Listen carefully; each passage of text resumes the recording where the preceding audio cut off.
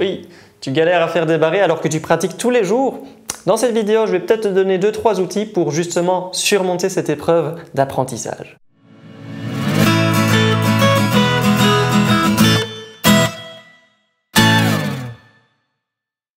Salut à tous, c'est Robin Mace. Dans cette vidéo, je vais donc aborder le barré et notamment prévenir d'éventuelles erreurs de pratique qui vous empêcheraient de progresser dans la maîtrise de cette technique. Premièrement, j'aimerais rassurer ceux qui apprennent le barré depuis peu de temps et qui galèrent. C'est tout à fait normal, c'est une technique qui demande une certaine force musculaire au niveau de la main et des doigts et si cette force n'est pas développée, il faudra de la pratique et du temps. Mais du coup, dans cette vidéo, je vous conseille sur comment pratiquer pour développer cette force rapidement. Je vais commencer par parler des différentes guitares car le manche d'une guitare classique est fort différent d'un manche d'une guitare folk ou électrique. Le manche d'une guitare classique est plus large, alors il va être très important de placer correctement le pouce derrière le manche à plat et relâcher de manière à commencer à développer la force de pince. Avec un pouce bien placé et en enfonçant l'index pour avoir un barré, vous remarquerez que vous contractez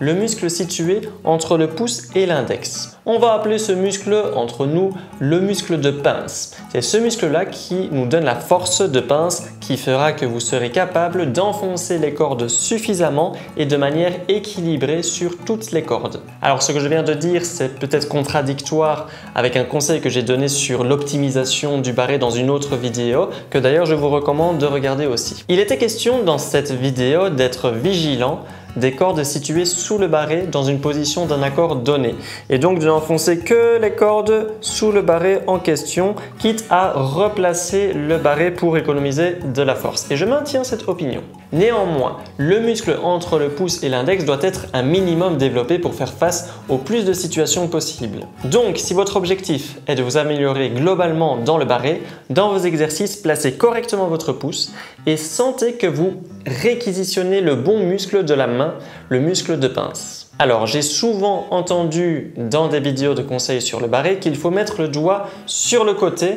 pour mieux faire. Alors là, je ne suis pas très d'accord avec cela, surtout concernant la guitare classique.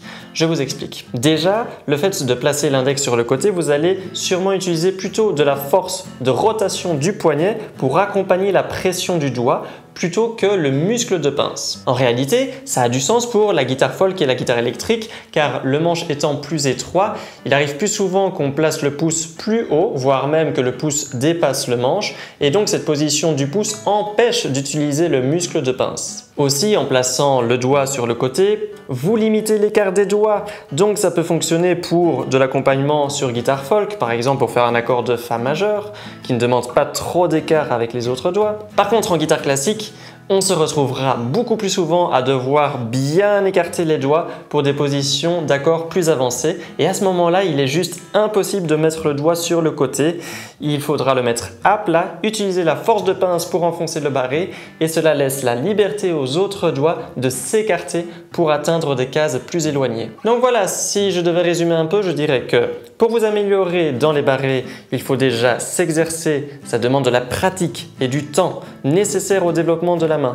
Mais du coup, faites en sorte de bien développer le muscle de la pince grâce au bon placement du pouce derrière le manche, l'index à plat et non sur le côté. Et si vous sentez que vous réquisitionnez le muscle situé entre le pouce et l'index, vous êtes en train de développer ce muscle et à force de le développer, à l'avenir, ce sera beaucoup plus facile de réaliser les barrés. Je touche un petit mot pour dire que je développe actuellement des cours en ligne, en vidéoconférence. Si vous êtes intéressé pour avoir un suivi plus personnel, je vous invite à me contacter sur autourdelarosas@gmail.com. Petit pouce en l'air si vous avez aimé la vidéo, abonnez-vous à la chaîne pour suivre le contenu et on se voit dans une prochaine vidéo. Ciao!